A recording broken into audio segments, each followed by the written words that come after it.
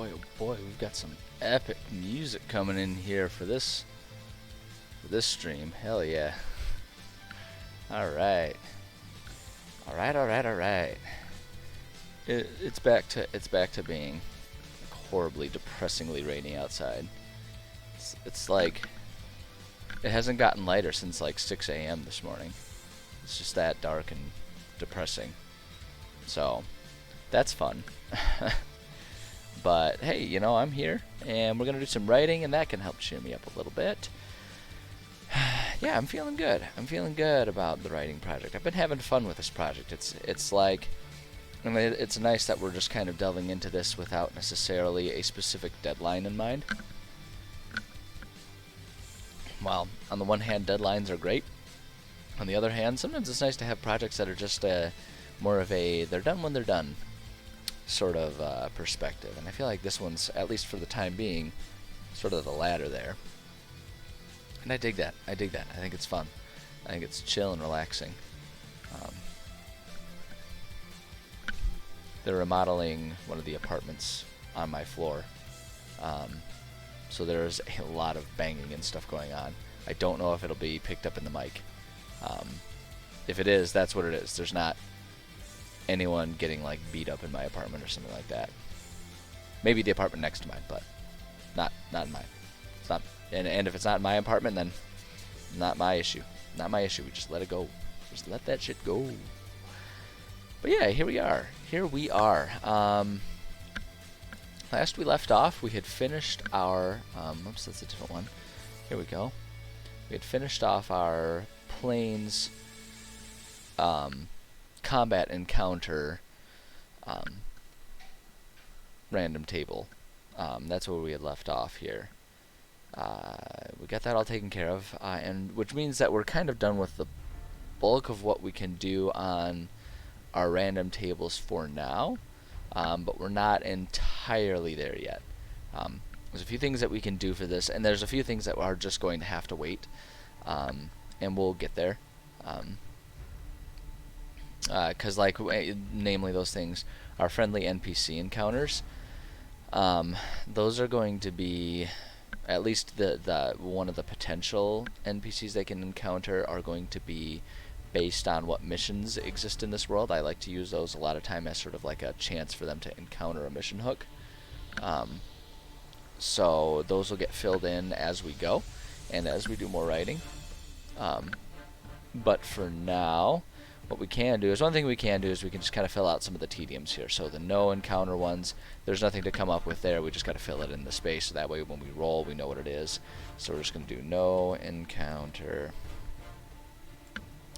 And this is easy because all we got to do is copy it. And then, so if it's 20%, 20% of a d20 roll would be 4 options. So we've got 1, 2, 3, 4. And we just do that across the board. If we were making these tables directly in Excel, this could be a quicker, less clunky process. But alas, we're doing it directly in OneNote, and it's slow. And whenever you copy and paste cells, it doesn't, like if you paste something, like if I were to try and paste, or enter something into multiple cells at once, it would really confuse the formatting of how the page is oriented and all of that stuff. Trust me, I've tried a million ways, and just copying and pasting all of this here is the easiest way. Otherwise, I would just do 4 and like copy those 4 cells. But if you do that and try to enter them in any way, shape, or form, it'll just put all 4 of those cells in there, in this first cell that you select. So it'll end up with this weird cellception thing going on where you have cells within a cell, and it just doesn't work. It doesn't work, and it gives me headaches, and I spent more time than was probably healthy when I was first trying to figure that out, trying to just brute force my way through it. Just didn't work that way. Just did not work that way. So instead we'll do it that way. So that one, it's got a 20% chance, so there's 4 possible outcomes with that. For our nighttime adventures, there's only a 15% chance that happens. So we'll come down here and see. Now here's where it starts getting really buggy and being annoying for me here. There we go. 1, 2, 3. Sometimes it just does weird things. All in all, I love OneNote, but I would be a damn liar if I said there weren't weird idiosyncrasies that it has that bother me. But I tend to not let that get me down too much, just because the fact is we're using, we don't think about it because it's the norm for us, but we are using just ever increasingly complex pieces of software and pieces of technology. And it is 100% true that the more complexity you add, the more opportunities for things to go wrong there are. That's just the nature of things. So, I recognize that there's going to be glitches and inconveniences in exchange for the fact that 95% of the time this program is perfect for what I need it for.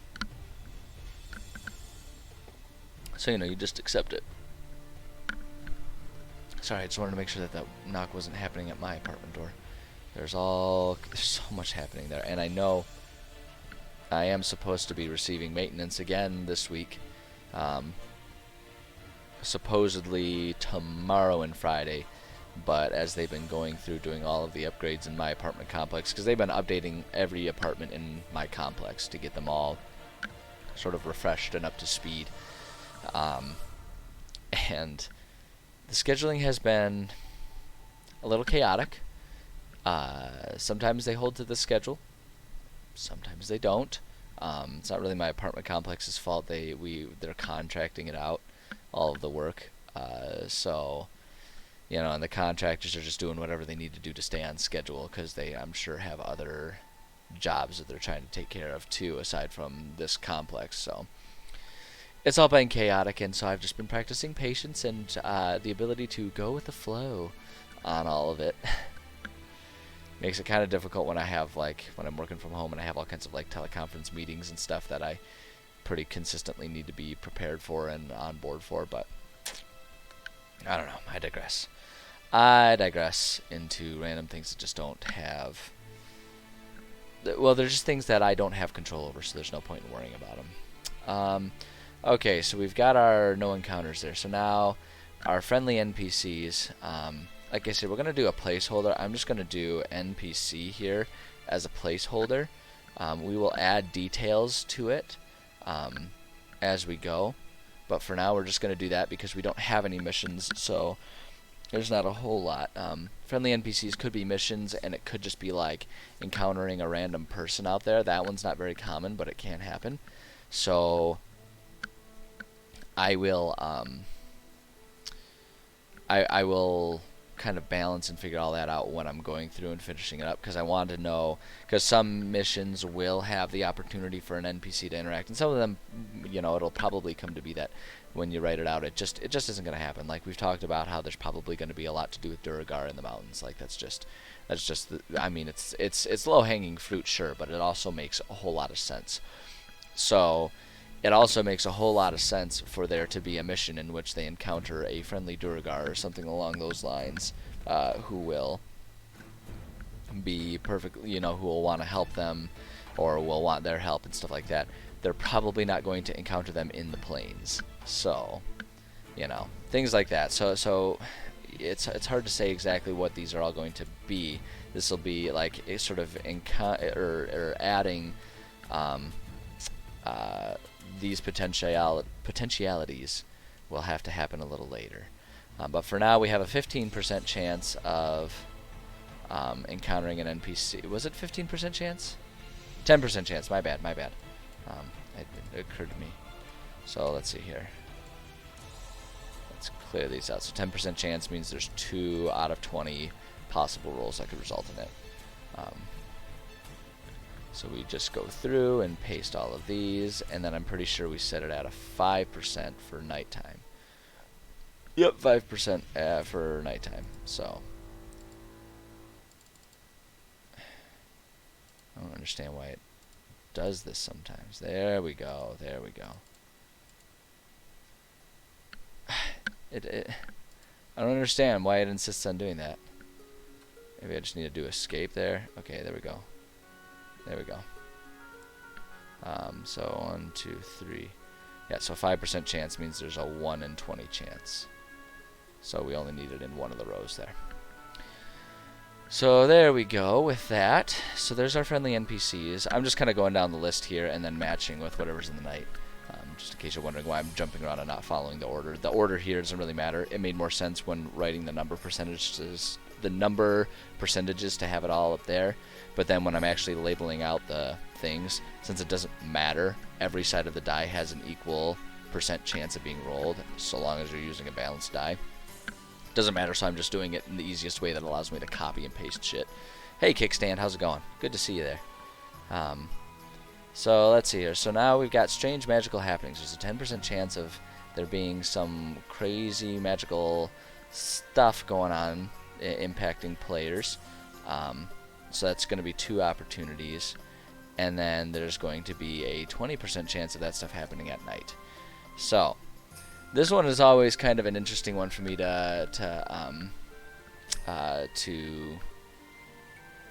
it's always an interesting challenge for me to try and figure out, because it's always like, to what degree do we do the magical happenings?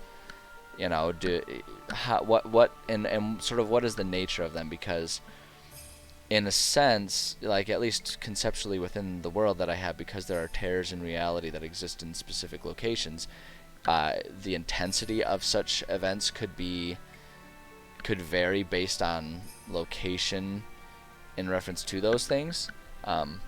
So a lot of times what I end up settling on is, if that's going to be the case, I have those be... I have like really intense magical things happening, sort of be incorporated within missions and dungeons, quote unquote. So that way I can save those there, and then I have sort of the magical happenings within the world, like just in the overworld traveling, be a more... not necessarily lighthearted, but something that's a bit more manageable and more so of a convenient situation. So, yeah, so that's kind of the nature of these. These are going to be a bit more random, and when it comes to things that are a bit more intense, a bit more thematic, we'll save those. Oh, you fixed your board in Kickstand. Good. I'm glad to hear that. I know you were kind of frustrated with that yesterday, so I'm glad to hear it. Sounds like you, oh yeah, doing player descriptions and stuff like that. It sounds very productive too. That's nothing wrong with that. I mean, I'm sitting here trying to do productive stuff myself, so I totally get that. And my cat, oh, she found something. I don't know what she's chewing and batting around. I'm going to assume that it's okay for her to have. Oh yeah, I see. It's one of her toys. Okay. Sometimes she gets her hands on things that I'm not quite sure how she managed to get a hold of them, but... So for these magical happenings, I have a few different methods for coming up with these things. Sometimes if I've got a particularly strong idea in my head about what one could or would be, I'll just write it down. Other times, if I'm struggling to find specific or the number of instances that I'm looking for, if I'm having an issue with that, I will find like random tables. Like I like to use a lot of times with the magical events, because I have kind of a specific vision of what those would be for encountering them in the wild. I'll use random lists that a lot of other people have created online as inspiration, and then kind of build and modify those so that they make more sense for my world. So as of at this exact moment, I don't have a whole lot of stuff that's like inherently like a specific idea. So I'm gonna go ahead and pull out some of those random tables here. Let me see if I can. Yeah, no, I don't have anything bookmarked ready to go here. I should, but I don't. Let's see here. We want to do random magic, D&D random magical event. That's a good way to do it. 10,000. Yeah, so like we can find things like this. Magical effects table can be a good way to do it. I just kind of do stuff like this. Let's see what this one's about. Random stuff here. Yeah, okay, so we can just like kind of get a random number here and just start to see what they are, and see if we can find a way to roll 1d1000 for it. Does it really go up to 1,000? Shit, it does. Fuck that, man. Yeah, so here we go. So we'll just use this for some inspiration. Yeah, my cat's freaking out now. This is gonna be fun stuff. Gonna be fun stuff here. So let's see. Okay, what do you got from Kickstand? when you get a huge disease in your town, as you walk through the town, you can smell the vile vomit. Ugh, gosh, that sounds horrible. That sounds horrible, Kickstand. Yeah, like, I mean, it's creative, but oh god, what a horrible experience that would be. Just walk in there and oppressive smells of vomit and decay. That's some grim stuff you got going on there. Okay, let's see here. Random 1 through 1,000. And then let's try doing it this way. I know you can get Google to just do it. Let's try random number. There we go. Boom. So you can just do a random generated there. It'll be very descriptive. I believe it, Kickstand. You've clearly got something specific in mind that you're working on, and all the more power to you. I don't even know if it would be fun for me to write down that level of description. That sounds wretched. Okay, 739. Let's find number 739. 739. Caster's feet are changed into 2 left feet for 1 day. Caster's speed is halved, and fitted footwear becomes uncomfortable. Okay, so let's do something. So we'll take that with, like, you know, like I say, it's all about trying to just kind of come up with random ideas. And this is a really fun sort of creative experiment. And what I'm going to do is I'm going to fill out for the nighttime, because we have twice as many opportunities for the nighttime. So if we do that, then we can just take a random subset of those things and put them in the daytime ones. Like, we can just randomly pick 2 of them for each level. Because for each level, what I'll probably do is add a bit more severity so that it's a larger inconvenience for players and stuff like that. So let's see here. So let's see. I actually like the idea of it just being, so we'll do magical event. Magical event. Magical radiation causes. Let's see here. Results in the chance to turn PC feet into 2 left feet. Kitty, if you are going to come in here, okay, you can hang out on my lap. That's acceptable. But if you were, I'm done with the whole you laying all over my keyboard like you've developed this new hobby of doing. I'm not about it.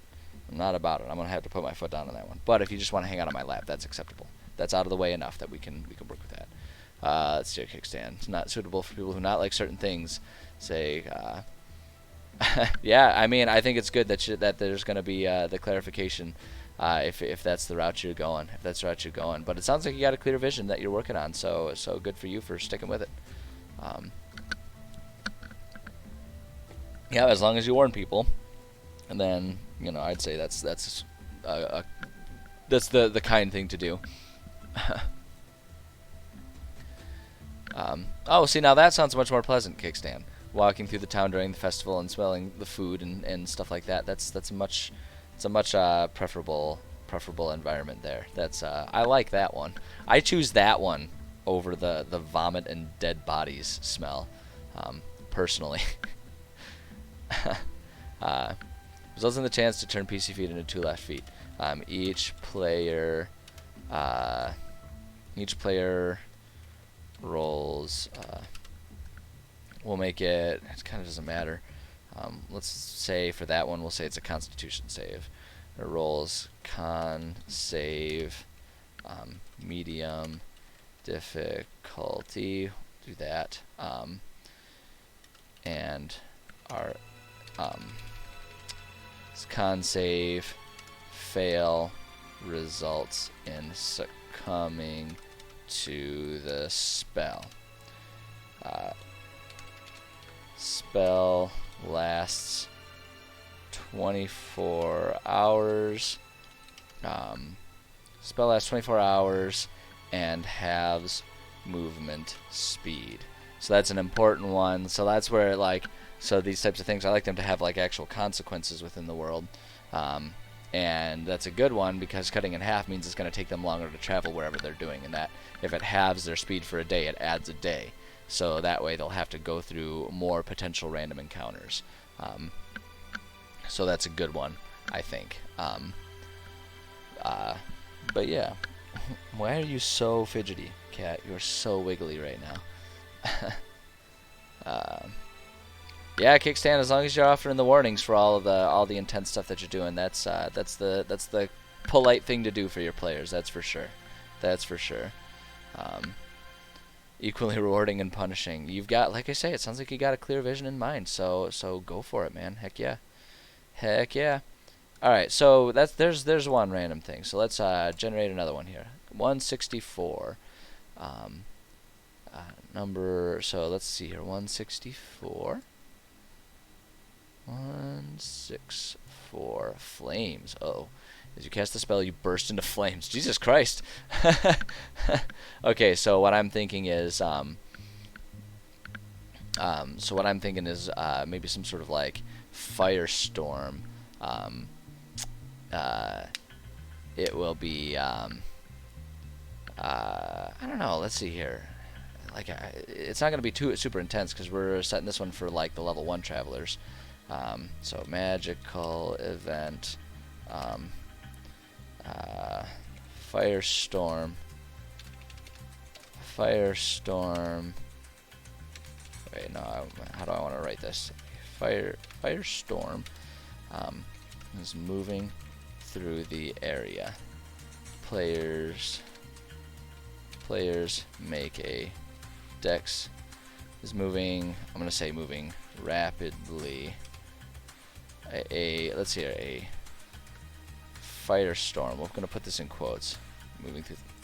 Players make a dex save, medium difficulty.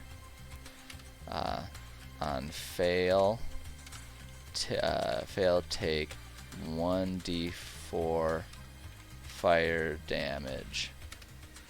I'm gonna make a 1d6 fire damage, just to really fuck with them. And I don't want it to be too intense there because this is set to a level 1 setting here. On fail, take 1d6 fire damage.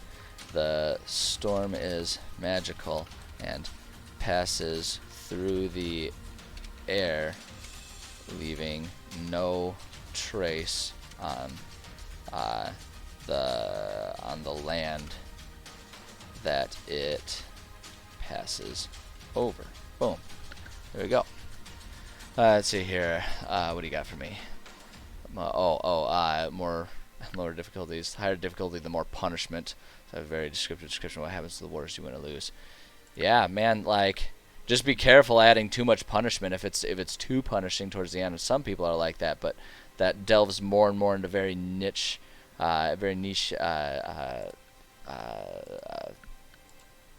interests for people. So like, if it gets too punishing towards the end, people will not see it through to the end. So you gotta balance it. Like, that's the tough part about it. It's the tough part about it. Let's see here. What number was it? 954. 954. 954. Webs. Target is covered in spider webs, complete with thousands of tiny spiders that will crawl in every crevice. Space's armor. Ugh, that's horrifying. So let's see here.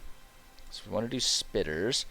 Magic. Let's see here. We'll do magical event. This was not quite as magical, but it kind of fits the bill. Let's see here. Magical event. With the spider webs. Let's see here. The ground ahead is covered in spider webs that are crawling with small spiders. Let's see here. The web field is large enough that going around will add several hours to the journey, but going through will require dex save, medium difficulty, dex save, or else slow to half movement, adding several hours to the journey. Boom, there we go. Let's see here.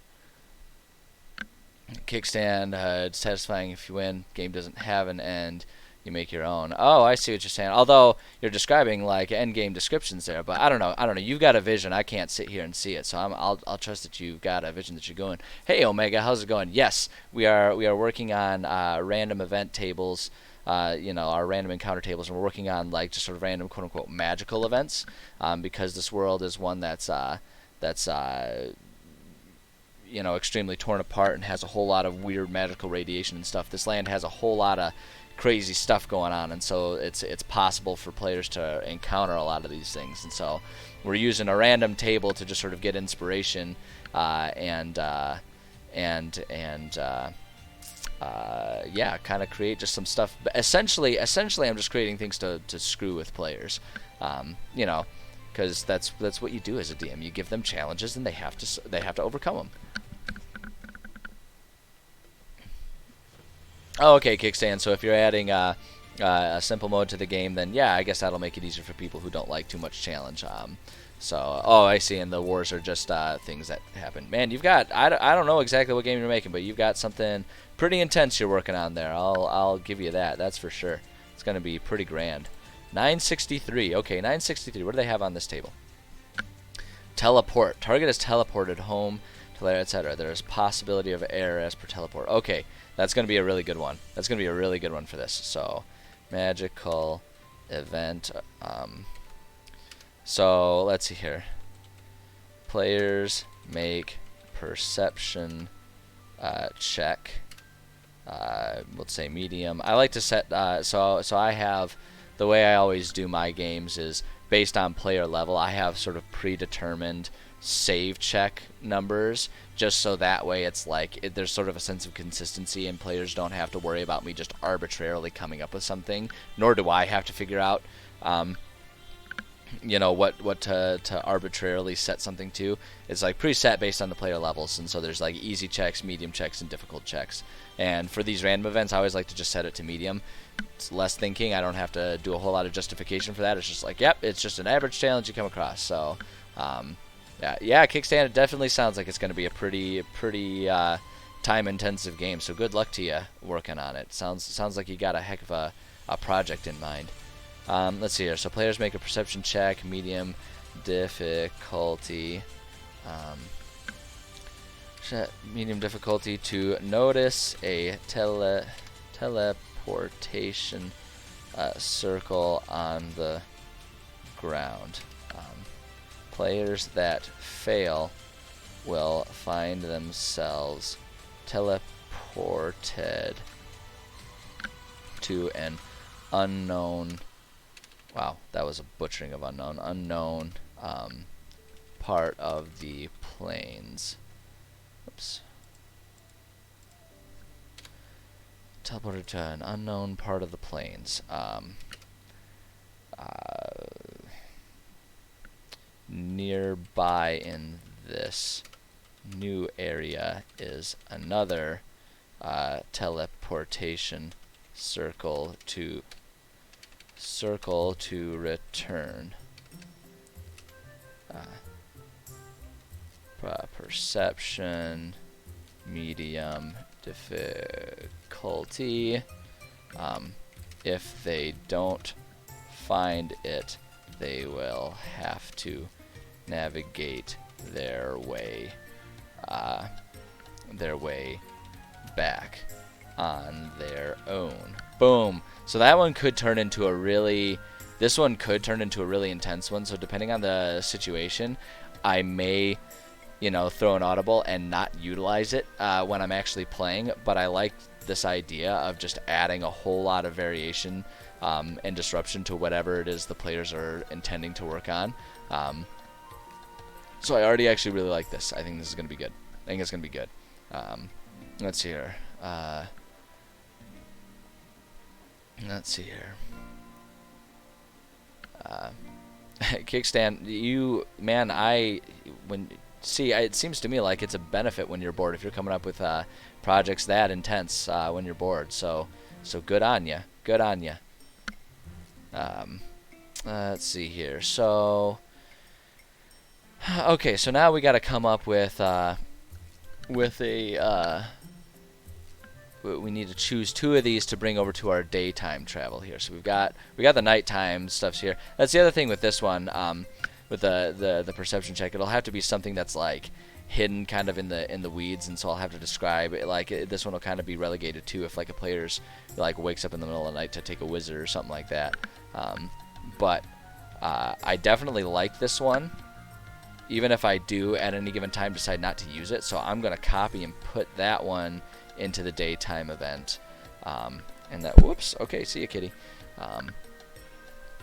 And then for the other one, the magical 2 left feet, or the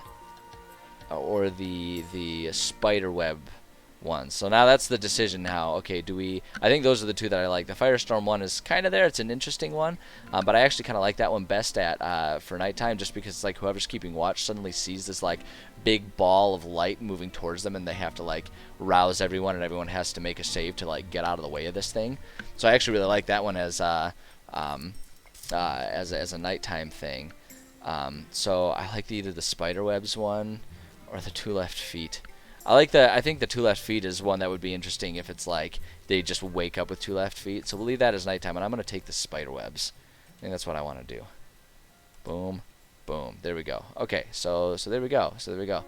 Yeah, Kickstand, it is very evident that you are all about the descriptions, which is an excellent thing when you're trying to make a narrative experience. So good on you. Good on you.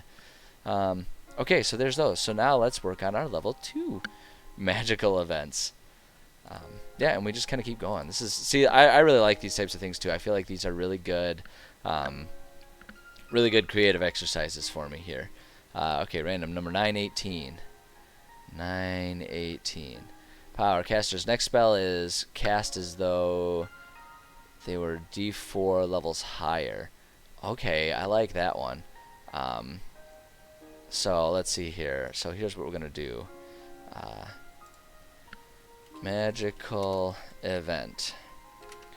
Players roll. Let's roll 1d20. Highest roll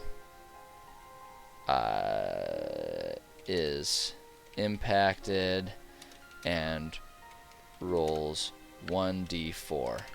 The next spell cast by that player within, we'll just say the next spell cast by that player, or we'll say by that character, next spell cast by that character is cast that,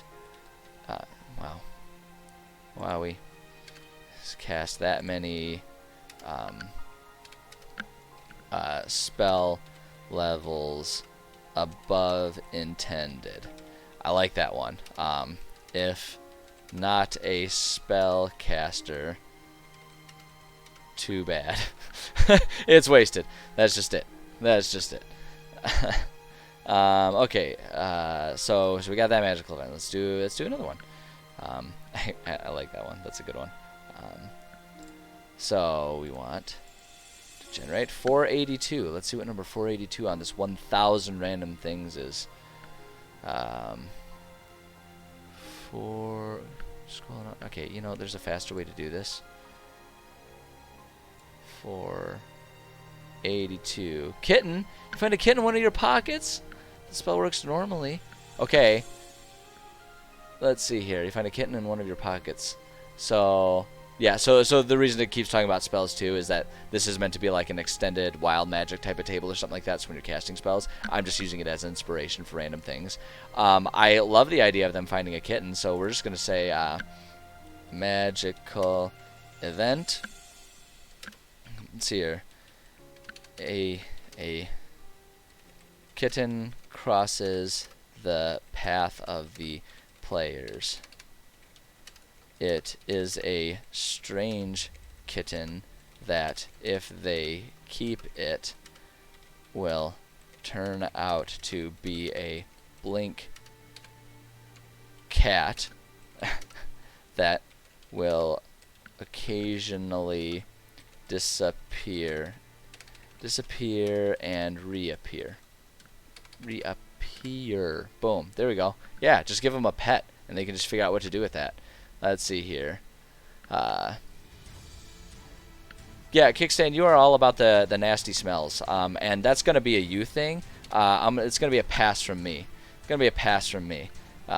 You can have your rancid smells. I'm gonna avoid rancid smells personally. Magical event. Boom.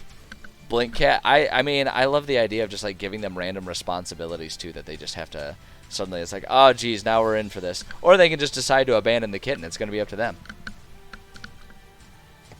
But I think it would be really funny if they like are forced to keep this kitten with them for a little while, and then they're trying to get rid of it, and it turns out it's a blink cat, so it's a really hard sell, because who the hell would want that? Like, realistically speaking. Food is food. Good God, Omega. You're a twisted son of a fuck. 868. Oh my God. All y'all's have twisted brains. Talking about rancid smells and eating kittens. Man, oh man. 868. Fall. Target falls down and is pinned there, so under a great weight for 3 rounds. Okay, so I'm immediately thinking magical event, gravity, well. School event. Let's see here. Say players roll 1d20. We'll say in this. No, we'll just keep it with highest. Highest is impacted. Player walks into a gravity well. They fall, take 1d4 fall damage, and are pinned unless assisted by others. Let's see here. Strength check. Do strength check, medium difficulty, by at least 2 others in order to get up and out of the well. Boom. Kickstand, I'm gonna humbly request that if you have things that are even worse than those descriptions, keep them to yourself, and we can have them. We can enjoy them whenever you finish your game, because I don't know if I got the stomach for anything worse than what you've already given to me, man. That's some intense stuff right there, and that's you got a gross brain. Your brain's got gross stuff going on up there. 642. 2 for the price of 1. Wild Surge triggers the casting of another randomly chosen spell. Okay. Alright. 2 for the price of 1. So, let's see here. Let's see here. I gotta turn that into like a random thing that they just encounter. Yeah, I think that's a good idea, Kickstand. You don't want to give away all your secrets anyway, right? You don't really want to give away all your secrets. So, I mean, if you describe everything in the game, then what point would I have to play the game after all? So let's see here, magical event. So a twofer. If it's supposed to be 2 spells that would impact, how could that just be like? How could I change it as just like some random magical event that players have when they're crossing? Let's see here.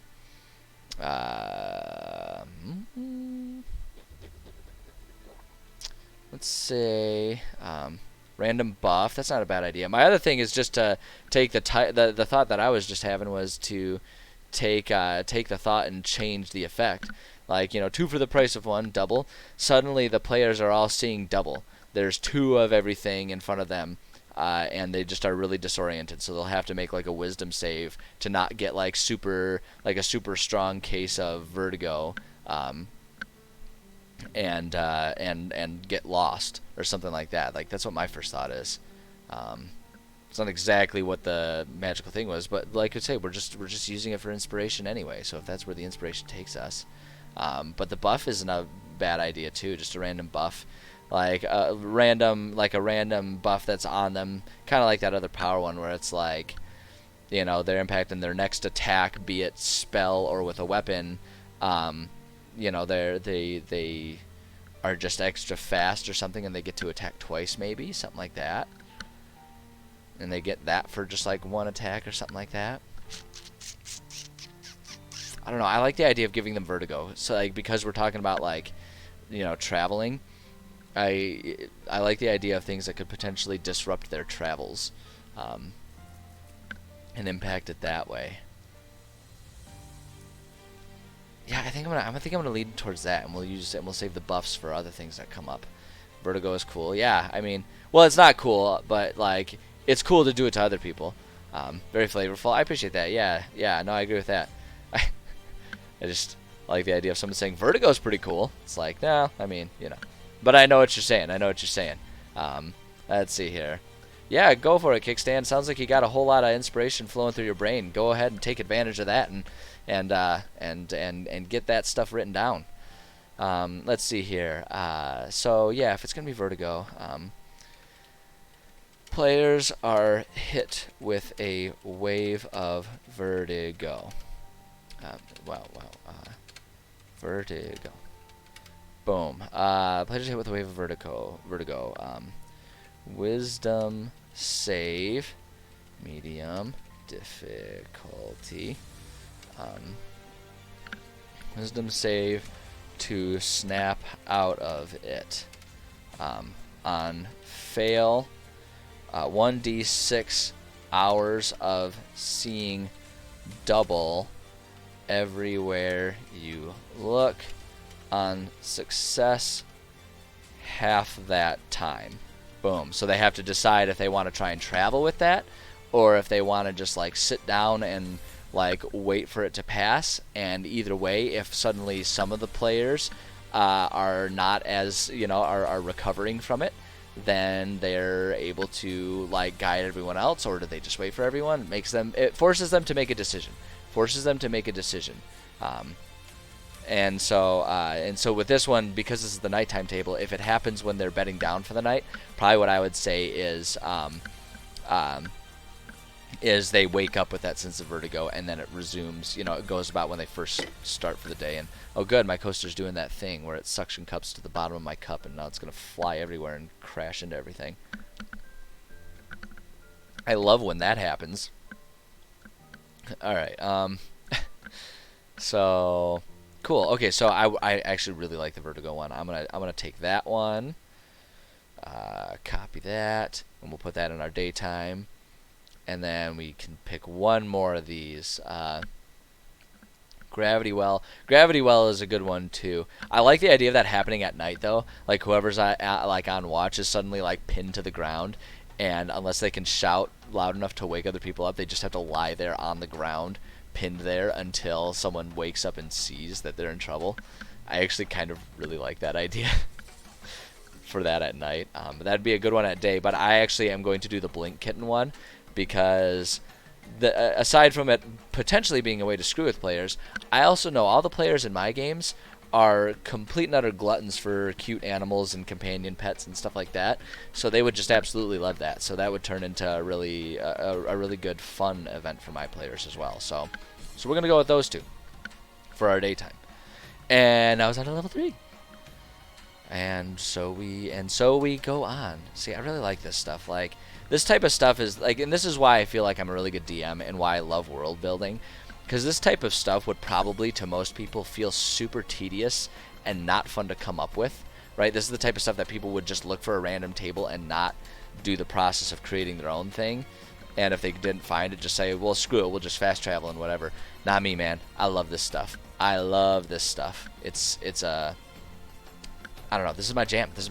And it's why I love being a DM. I love coming up with these things. And the fun part about this too is because I'm creating so much stuff, because we're doing so many things on these tables, we'll write these tables and there's way too much to remember. So it'll be a fun surprise for me too whenever it comes up and I'm playing this with a group and suddenly I roll, I'm like, oh, I don't remember writing that. That's a fun one.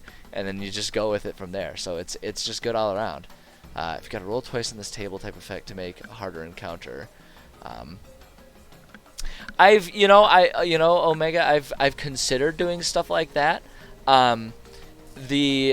usually when I do stuff like that where there's like multiple possible impacts that really sort of compound the difficulty in a situation, I'll typically speaking save those for actually in the dungeons. I like to try and have the travel stuff be relatively minor inconveniences, just so that players like, because I want the players to feel like there's a sense of size, distance, and time to the game. So I want things that slow down, that require them to experience things while going from destination to destination, but I don't want them to be to the point where it's like, it takes 15 sessions for players to just go from point A to point B. So I do compounding things, and for me, that's like, I like to, especially when you're getting to higher levels, create maps that have environmental things that can be triggered, like even outside of the concept of a lair for a boss. I like to think about the topography of a map or something like that. So it's like, if I'm creating a 2-story house, I like there to be like holes in the second story or something like that.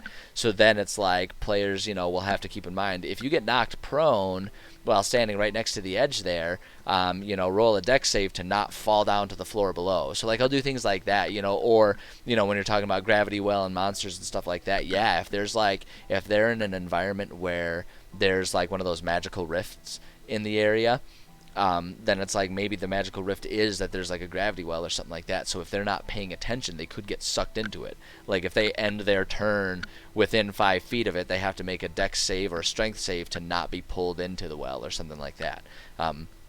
So to directly answer the question, kind of. I kind of do stuff like that. I don't do it so much with a random table like Roll Twice on here, and more so just I do my best to add complexity where it makes sense and where it can be a fun, complex encounter for players. Because I don't like, especially in dungeons, I don't like there is value to dungeon crawl and stuff like that, and to just like a generic, like it's a slog to get through the dungeon, but I don't like to have them all be that. Because then it just kind of feels like a formula, and it just feels like going through the motions. So if each dungeon has different, something different going on with it, I like to try and do stuff like that. But yeah, no, it's you've definitely got the right thought. And the thing is too, is I would say too, for anyone who's a DM trying to think of their game, I would think that could be an excellent thing, depending on the style of game that you're trying to make and the nature of your players. I think that would be an excellent tool to utilize. It's just not one that I'm using because of the scale of the world that I'm working on. I don't want. It's like basically what it comes down to is I don't want to throw my Hail Mary best stuff on the first play of the game. So the traveling, because that's just like the in between stuff. I don't want to spend it all on that on those fillers. So that way the actual dungeons and bosses and stuff can feel much more grand and intense. But yeah, I mean, it's a personal choice. It really is a personal choice. Dinner served for all persons within 50 feet. Oh my god. That is such a good one for fucking with players. Magical event. Just, let's see. Little ways off the path is what appears to be a lovely picnic. Let's see. A lovely, yeah, Mad Hatter dinner party, exactly like that. How the fuck do you spell picnic? When do I ever spell picnic? Is it with a K? Picnic? Picnic? Fucking, I don't know how to spell picnic.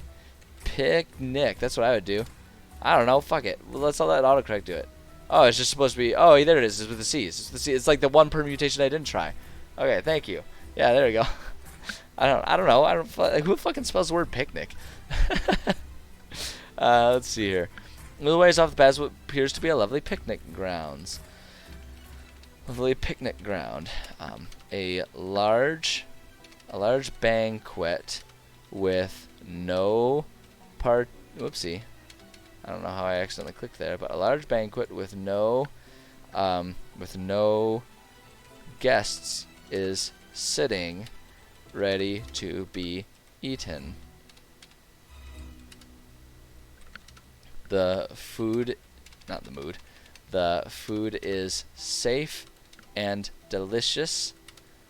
Players feel satisfied after eating and can press on at a faster pace than normal, removing a few hours from the journey. That is a beautiful one, because there is nothing sinister about that. It's a magically delicious meal of Lucky Charms. No, it's just like this this beautiful meal that's out there, and I can guarantee you my players will all spend minutes, maybe even hours, staring at this thing, wondering what's going to happen to them. And the best part of it is, all I have to do is just sit there and smile and answer their questions, and they're going to assume I have some horrible thing up my sleeve if they do anything even remotely wrong. And there's nothing wrong to do. They will make their own drama out of this, and those are some of my favorite things ever, is to just give them something completely innocent and let them turn that into a huge drama, a huge, like, horrible, big fucking hairy deal. Yeah, exactly. They're going to assume it's poisoned, they're going to assume it's trapped, they're going to assume that whoever the feast is for is going to show up and be pissed at them, like, you know, Goldilocks and the Three Bears style. Like, they're going to assume any number of horrible things, and there's nothing. There's nothing bad about it. It's a perfectly normal situation. You know, it's, well, not normal situation, but it's a perfectly friendly situation. That's all there is. That's all there is to it. I fucking love that. I fucking love that. And I love it happening at night, where it's like one of the people on guard is just sitting there, and kind of all of a sudden, as they're keeping watch, they look out and they're like, "What the? Is that a table with candles?" And there's just like this candlelit banquet right there. Oh my god, I love it. I love it so much. This is why I love using random tables, because there's so many people with so many great ideas that I would never come up with, and then I love to just like shamelessly steal them. Now, like, this is why I'm glad I'm doing this like live here, so you guys can kind of see here. Angelfire.com, RPG2. It's, I don't know, it's a really long thing. Maybe I should in the description put a link to this tool that we're using if anyone else wants to use it. Give credit where credit's due, because I did not make this list. There are thousands of things on this list, and there are a lot of really good ideas on this list. I love it. I love it. Okay, which one did we do? 93. Tiny voice. The caster's voice becomes high-pitched like a pixie for the next hour. Oh my god. Magical event. Helium cloud. Let's see here. Okay, yeah, we're just gonna say players walk through an invisible helium cloud. God, I fucking love this. Just like through an invisible helium cloud. All of their voices become high pitched and silly for the next few, well, I'm gonna say because it's magical, silly for the next 24 hours. Disadvantage on intimidation checks until voices return to normal. Oh my god. Oh my god. It's such an innocent way to screw with my players. Oh my god, I love that so much. Because, like, every group has that one angry rogue or big violent barbarian that just tries to intimidate everything that moves. And so you just do that thing. It's like, it completely takes it away. Completely takes it away. And yeah, I am perfectly okay with having these things, like something like this, that there's no save for it. There's no save for it. There's no indication. You can't perception check your way through an invisible gas cloud. Whoever popped a balloon and witnessed the helium, you know, going through the air. No, that's not how it works. It's clear gas. It's a clear gas, largely odorless too. It's like, yeah, it's just helium. They just walk through it. There's nothing to avoid. Like, I like doing that too. Sometimes things just happen in the world. You know, not everything needs a dice roll. Not everything needs a save. Sometimes it's okay for players to just have to deal with whatever happens. And this is going to be one of those situations. Luckily, it's pretty innocent since they're still pretty low level at level 3 for that. God, I love it. I love it so much. Alright, next one. Random number. Give us one. 442. 442. Okay, why do I insist on using the scroll wheel for these situations? 442. Blue. All people, including you, within 40 feet are turned completely blue for 1d3 days. Wow, D3. That's an interesting decision to do it that way. I do like the idea of them just like turning blue. Like, no one knows why. Magical event. Players all turn blue. Disadvantage on stealth checks until the effect passes 24 hours. There we go. This is just randomly turning into really fucking with the players, but that's kind of the point of it. It's kind of the point of these things, is to just fuck with them. Great. Quick and easy. I like it.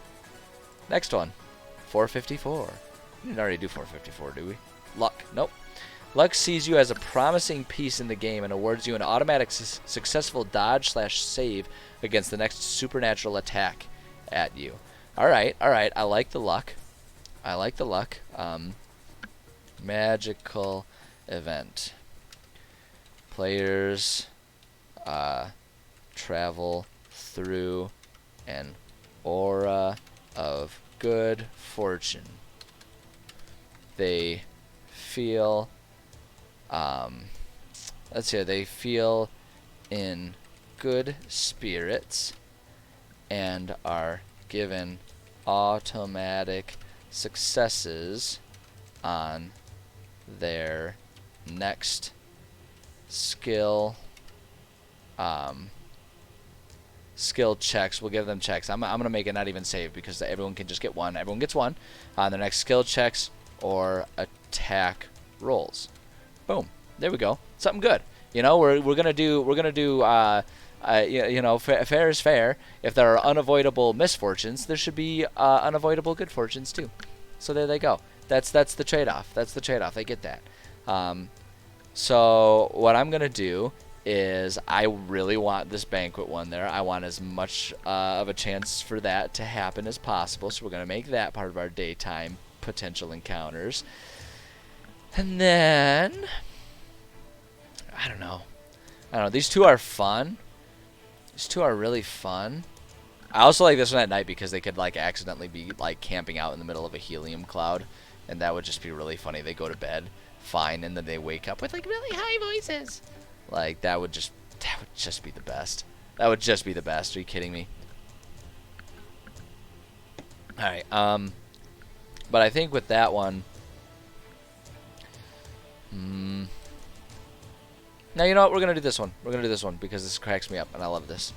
I love the helium one. Like personally, that's the type of stupid humor, like stupid freaking like monkey in a tuxedo type of humor that I absolutely eat that shit up. Like it's so stupid. It's so stupid, and it shouldn't be as amusing to me as it is. But god damn it if I don't love that idea so much. All right, next set, random 184. Let's see what we got. What's number 184 on this list? 184. Berserk. 1d6 of your friends get to save versus magic. If they fail, fall into a mindless frenzy and go berserk for 1d4 melee, slashing out at anyone within 5 feet. Ooh.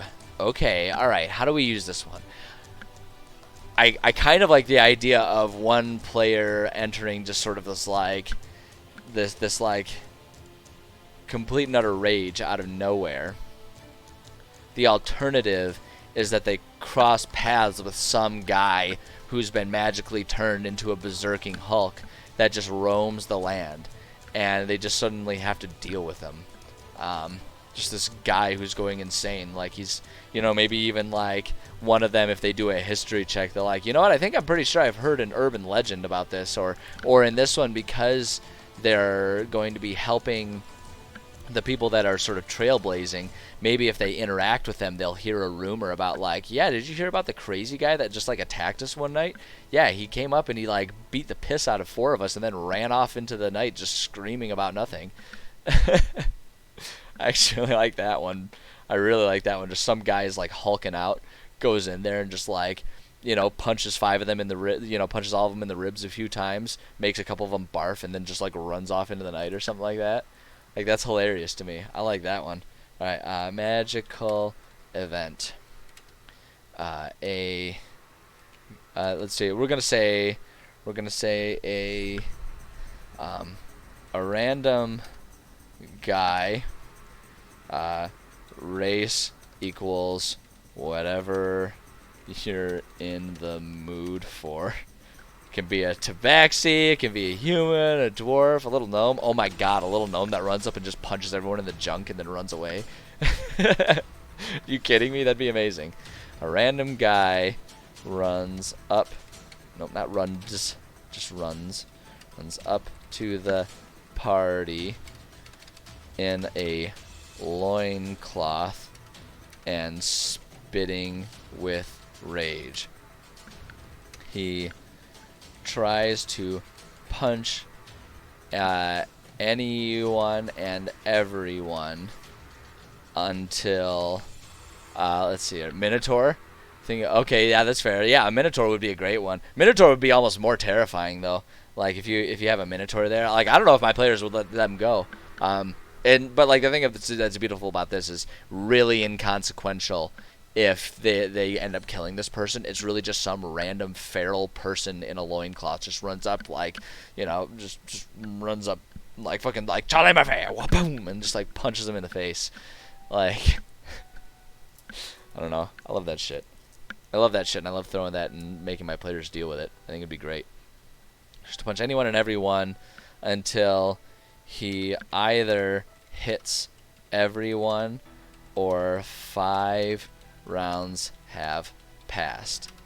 Then runs off into the horizon shouting something about I don't know, what would be like an amusing thing.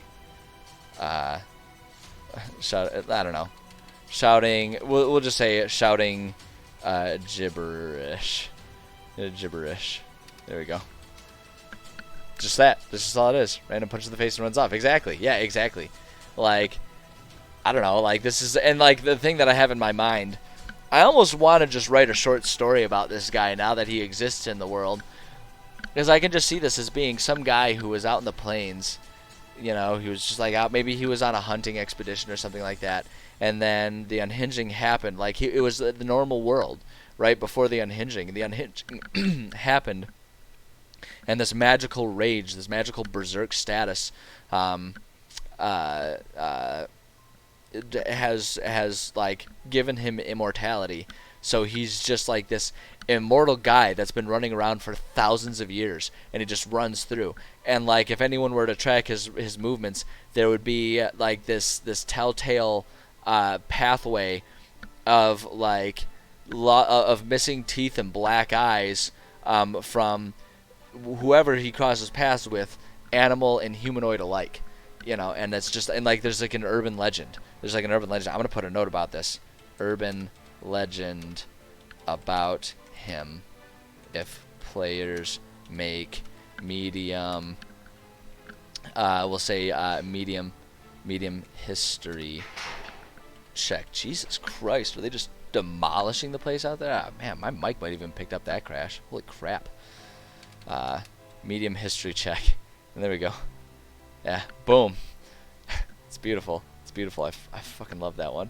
I also like the idea of that happening at night while one guy's like while there's just one guy keeping watch. Like one guy's just like looking out into the nighttime distance. He thinks he sees some movement.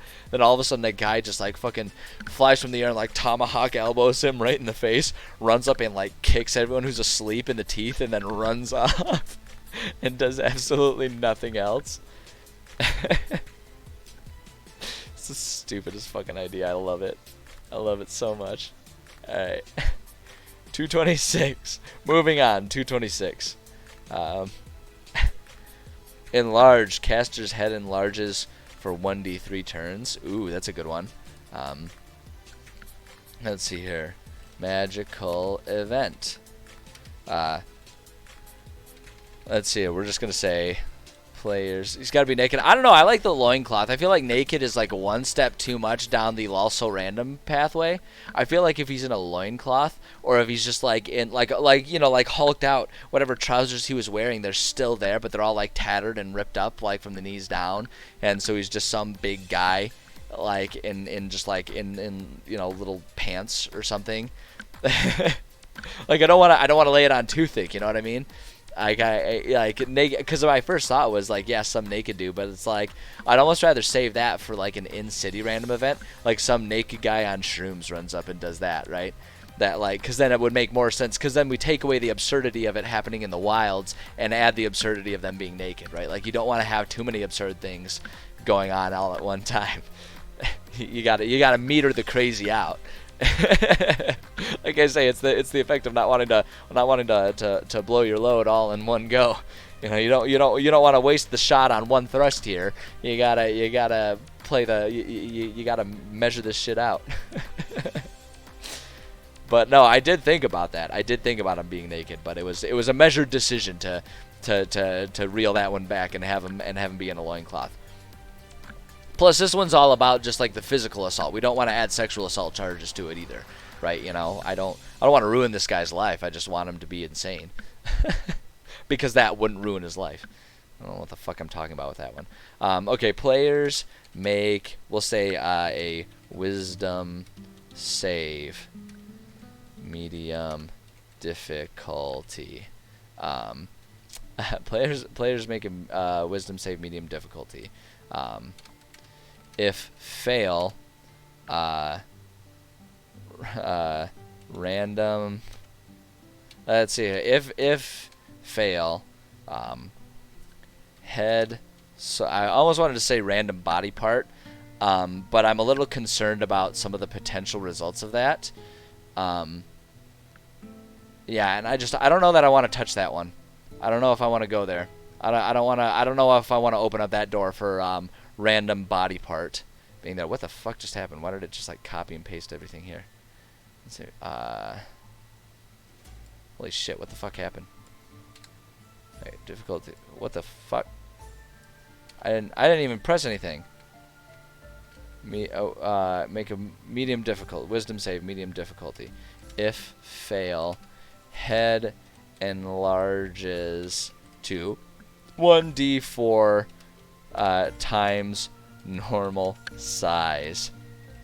If more than doubled in size, if more than doubled in size, I like that one too, because if it's 1d4 times normal size, if they roll a 1, even though they failed, they don't really feel any difference, and so they wonder what the hell just happened, and that's going to add some paranoia to the players that they can't do anything about, because it would be too meta for them to ask questions or be concerned about it, because their characters wouldn't notice anything. If more than doubled in size, cannot stand upright until the effect fades in 1d4 hours. There we go. It's just some random. So like my sincere hope is that anyone who fails, then like we roll a 2 on the d4, so that way it's double in size, so they can still move, but their heads are just like rolling around like big giant bobbleheads.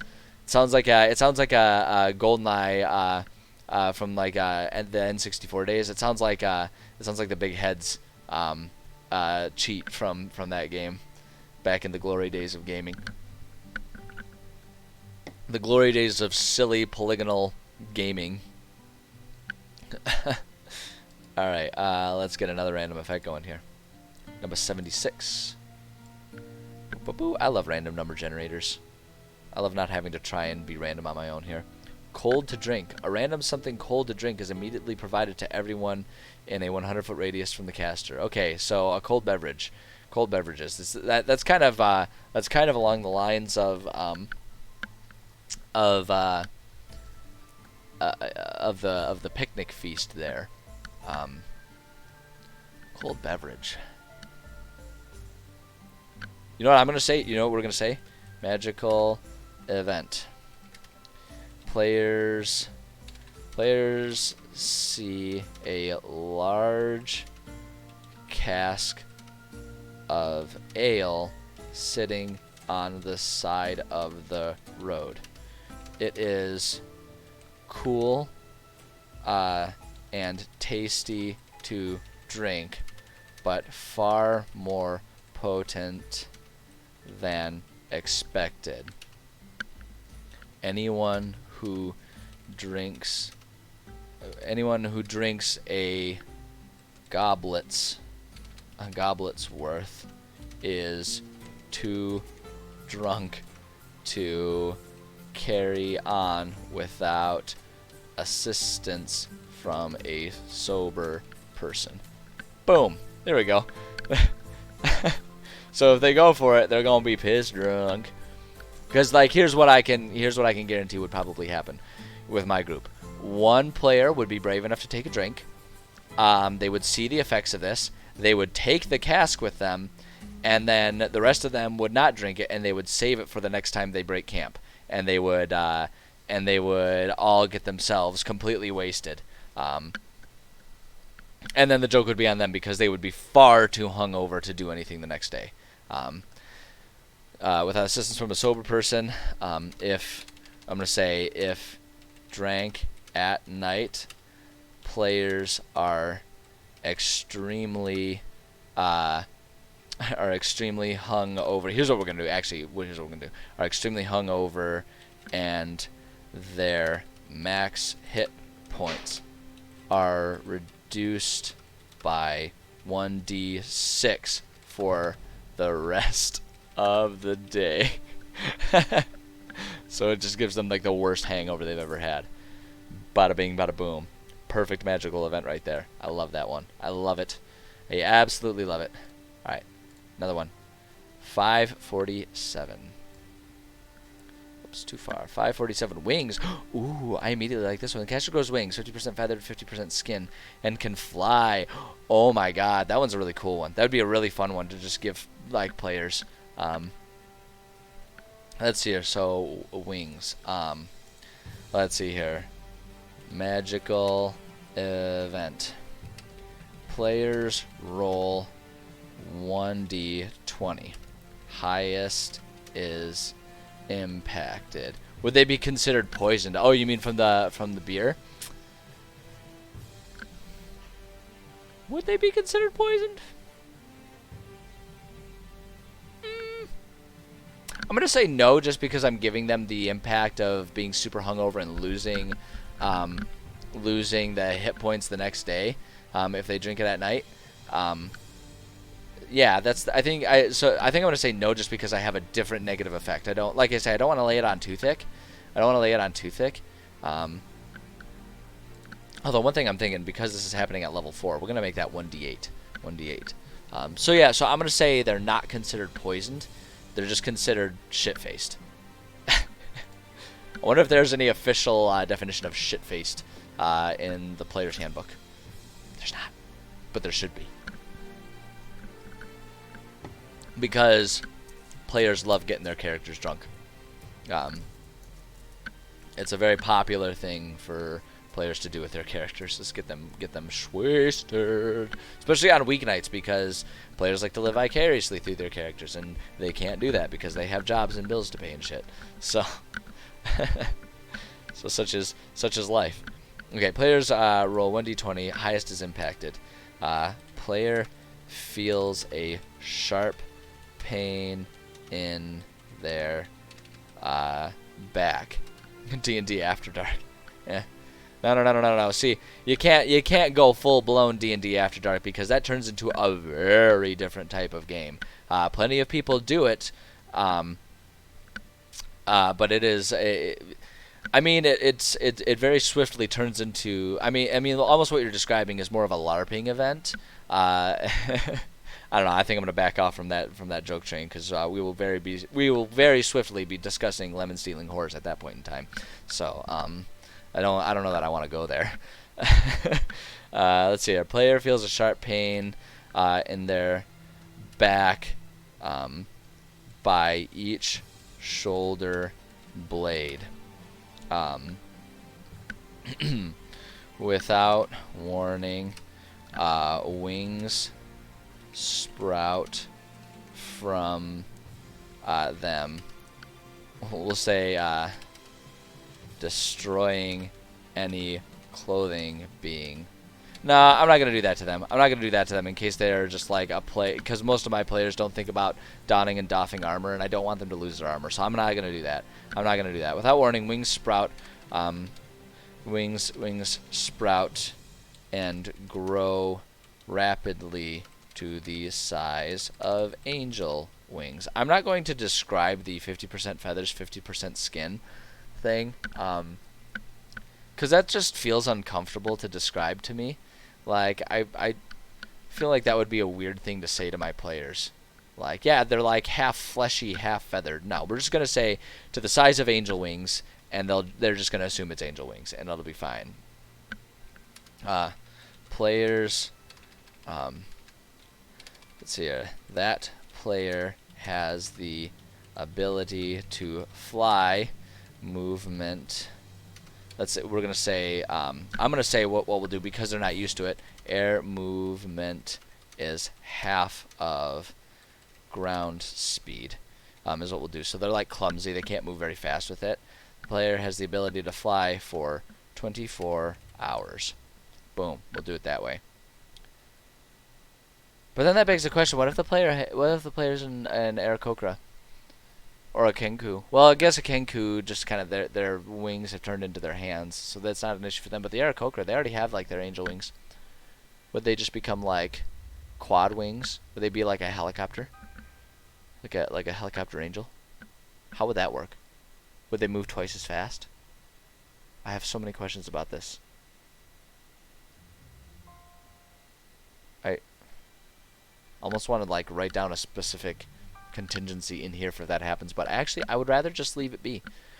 I would rather just leave it be. I like this one at night too, because I can envision like just this thing where like one of the players is fast asleep, you know, they're not on watch, and all of a sudden they like start screaming, and like it's like, what the fuck is going on? And like they don't know if something happened to them at night or something like that to cause it to happen, but then they just basically wake up and they've got wings now. And I also like the idea of like the disappointment that would be happen when the next morning they don't have wings anymore.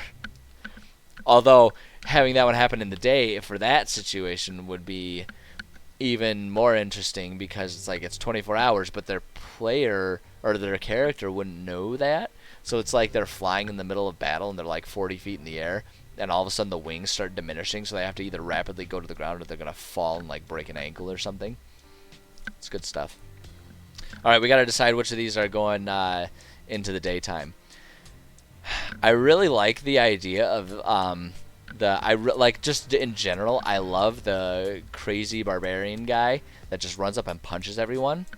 And while part of me really wants that to happen, and so like part of me really wants to increase the potential, the potentiality of that happening by putting it in the daytime, I kind of really like the magical insanity of it if it's only possible for that to happen at night.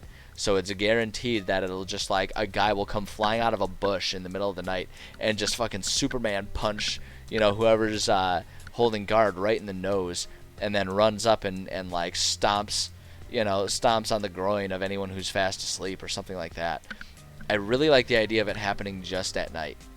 You know, and it's like the urban legend. The urban legend is like they're called the, I don't know, like I don't even know what would be a funny name for them, but it's like the urban legend. It's like, yeah, it's just some guy does that, and like they encountered him in the middle of the night.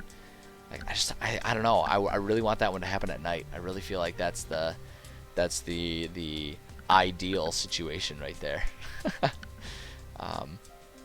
So I'm gonna leave that one. I'm actually gonna leave that one. I like this one happening in the middle of the day. So like they're just walking down a pathway like all bobblehead, in case they run into anyone, or it's like, you know, it's like, especially if that happens on the last day of travel, so they walk into town all bobblehead like. I think that'd be really funny. Yeah, I'm with you, Omega. I do want to see the barbarian thing happen. I really want to see that one happen, but that's the beauty of the random tables. I may see it the next time we play. I may never see it again.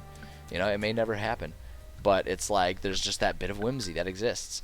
And for me, like, that's kind of the fun of it.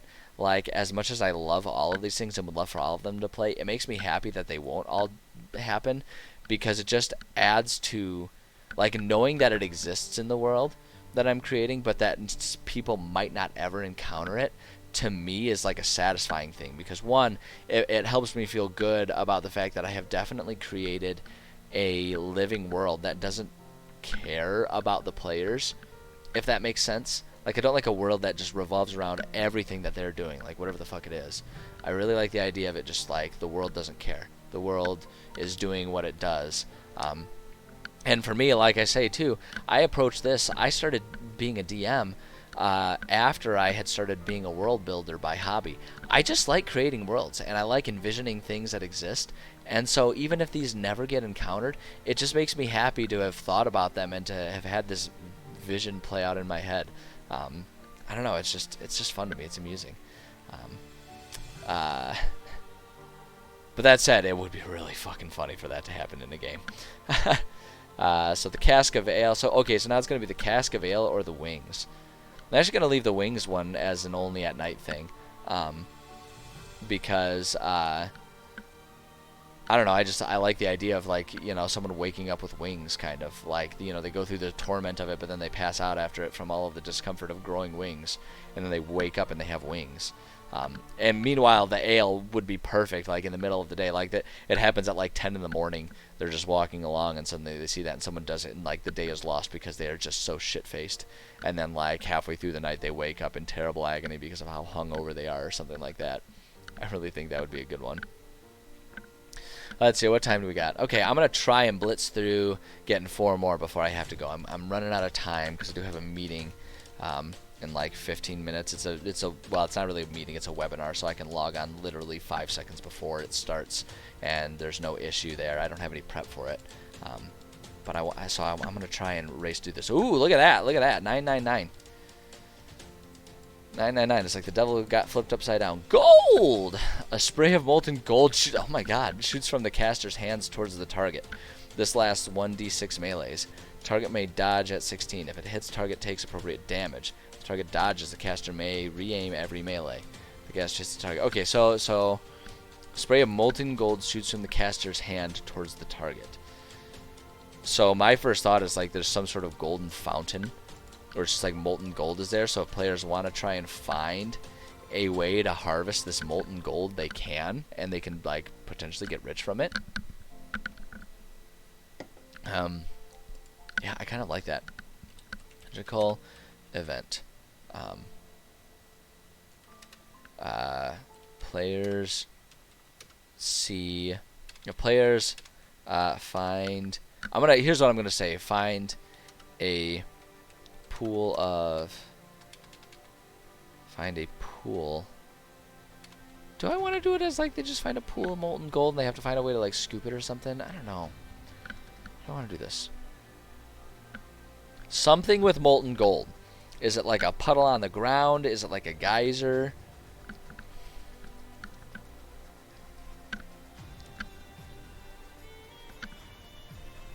Okay, yeah, we're gonna make it a geyser. Okay, I've got it. Players come across a geyser of how do you spell? Geyser. Okay, a geyser of molten gold in their path. Ornate fountain. Yeah, it could be an ornate fountain. That's not a bad idea. Here, I'm gonna type out what I'm thinking of with the geyser, and you can tell me what you think. On their path, there is no because it's a magical thing, right? There's no apparent hole in the ground,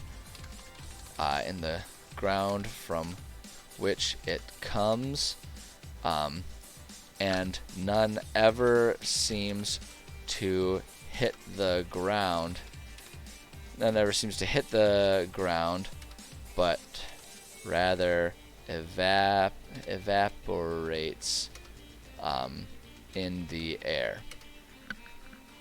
If players touch let's see, if players touch the molten gold, they will take. I'm gonna make it intense because we're talking about molten metal here. 1d10. Whoops, not 110. 1d10. Ouch damage. If players touch the molten gold, they will take 1d10 ouch damage. Players can try to harvest the gold if they can come up with a reasonable way to do it. I'm going to say yes and the shit out of this part. This part all checks difficult. So it's going to be really hard to do it, but they can do that. So that's what my thought is. It's a magical event, so there's just this random magical geyser of golden, you know, whatever, of molten gold.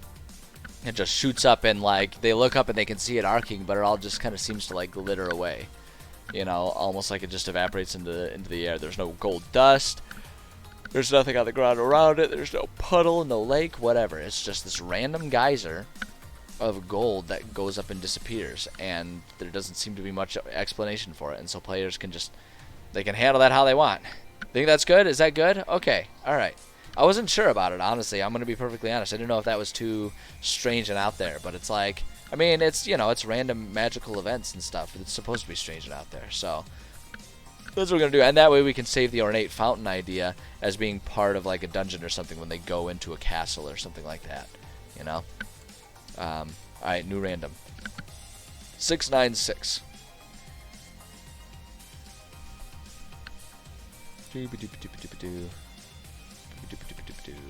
696. Enlarge. All non-magical clothing, weapons, and armor similar to equipment must make save or smash choice to normal size. Oh my god, okay, I know exactly what I'm going to do for this, but I want to see. Let's see, it's the remains of an ancient gold dragon from before the event. Oh! That's actually a good concept. I'm gonna have to ponder on that, Omega, because I've kind of settled on the idea that there's going to be a gold dragon that holds dominion over these plains, the Golden Wind Plains, and that's one of the big. That's kind of part of what the big mission is going to be for the plains part of it. Is that the dragon himself is is the sort of blockade, or the thing stopping progress on the road that's trying that the NPCs are trying to build, right? And so it's like, yeah, it could somehow be related to them. That would oh boy, that would cover a lot of bases in just that one thing. I like that idea. I like that idea of it being some sort of somehow tied to the gold dragon that lives there. I like that. I'm gonna back pocket that idea. I'm gonna back pocket that idea, ponder on it, and try and flesh it out at some point. I like it. Thank you. I appreciate that. But this one, for a large. All non-magical clothing, weapons, and armor. Okay, I'm going to change it a little bit. Magical event. All non-magical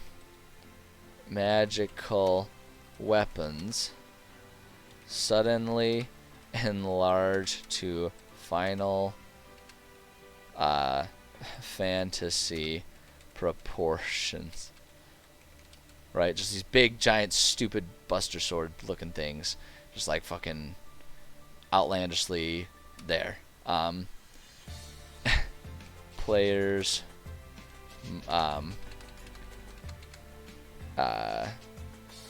effect lasts for 24 hours. Players, let's see, while effect is in place, players must make strength check. We'll keep it as medium. While effects in place must strength before making attack roll to successfully swing the weapon. Boom. Just like that. No one knows why it focuses on the weapons. No explanation for it. It's just like suddenly, boom, big giant weapons. Gotta be strong if you're gonna wield that shit. 894. 894. Vanished. Target disappears, only to reappear nearby when the caster casts another spell or is killed. Okay. I know exactly what I want to do for this one. We're gonna make this let's see here, magical event. Players make wisdom save medium. On fail, become entirely invisible for 24 hours. On success, on success, well, yeah, we'll just say that on fail, and we'll let the success. My thought was to have on success they become invisible, but their clothes don't. But no, we're not gonna do that. We're say entirely invisible, clothes and all, for 24 hours. And that's all. That's all there is to it. They're invisible. They can still be heard. They can do all that kind of stuff if they want to. I guess we'll say advantage on stealth checks. We'll give them that. We'll give them that. But that's all it is. They're just suddenly invisible. And I like the idea of that happening at night, so that one person just suddenly becomes invisible on their bedroll. And so when everyone else wakes up, they are wondering, like, whoa, where did so-and-so go? Why are they gone? What happened? And then, like, eventually that person wakes up and like, what? I'm right here. What the hell are you guys talking about? And then it's like, you know, the, wow, you're invisible, all that kind of stuff. It's great. It's great. It's great. It was great. All right, 431. Last one for the day. 431. Let's make it a good one. Come on, no whammy, no whammy, no whammy. Stop. Hole. Uh-oh. 5 mile long, 200 yard wide, 500 yard deep hole in the ground opens up a short distance away. Okay, alright, I know what I'm going to do for this one. Magical event. There is a giant crater in front of the players along their path.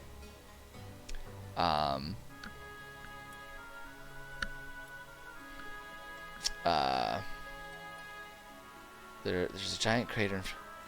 Adds an hour to walk around. If players try to go in, actually, you know, here we go. Because my thought was if they try to go in, then they're like falling forever, right? Because it's like you never reach the bottom of the crater. But I don't like that because obviously then how do they ever get out, right? That's end game right there. So I don't want to do that. Giant crater in front of the players along their path. Here's what I'm gonna do. If players try to go in it, will walk over it on some sort of invisible ground that goes above it. Doing so, let's see here. However,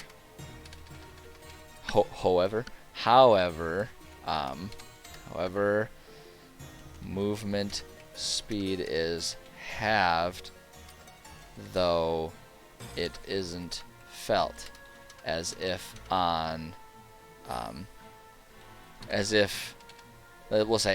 going the wrong way on an escalator. Boom. And it just does that. So it takes twice as long. So they can either... So then, like, after a few steps, if they notice that or perceive that...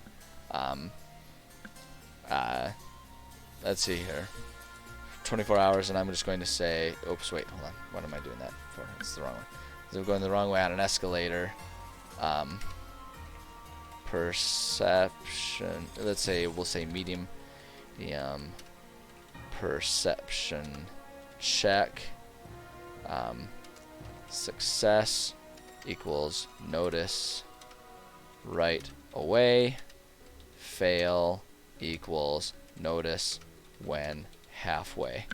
So it's like, yeah, so it's like they're going along, and if they have a good perception check, they're noticing it, and after just like a couple steps, they're like, wait a minute, I'm not really making any progress here. And if they fail, they just start walking, and after a long time, they're like, shouldn't I be at the end of this by now? Shouldn't I be there? So I'm gonna copy this one, and we're gonna make this one. I like this one just because of the inconvenience of it, so I'm gonna put that one there. And then what was the other one of these ones? Players come across guys are molten gold. That would be a good one.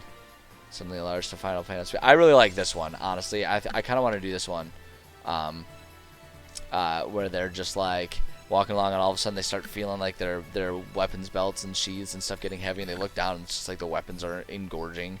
They're like, what the hell? And then they're just kind of stuck with it. I really like that one, so I'm going to put that one there. Okay, there we go. That's halfway through our magical events for these tables. It's kind of slow going, but it's still fun. It's fun doing it, and again, like now we've got all this stuff that exists, so it's just ready to go whenever we end up playing this game, right?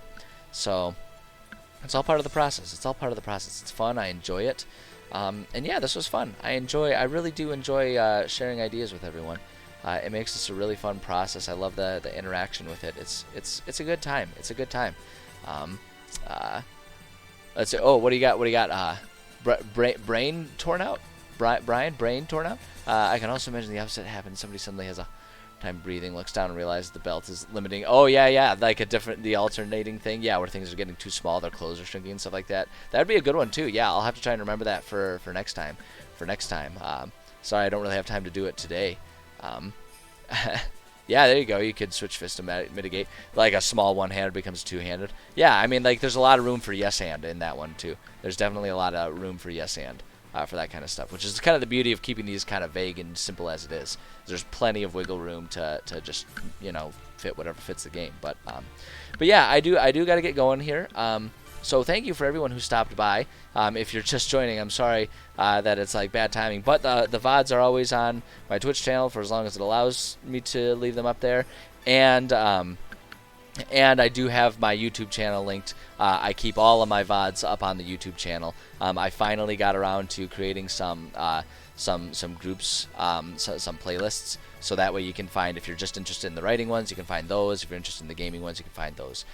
So they're all there. I appreciate views either in person or watching the VODs. Either way is fun and flattering to me. I appreciate it. So yeah, thank you for joining. And if you're watching the VOD after the fact, thank you for watching the VOD. I appreciate you. Yeah. So normally I would be streaming tomorrow. It's looking like that might not happen because I'm going to be going out and doing inspections.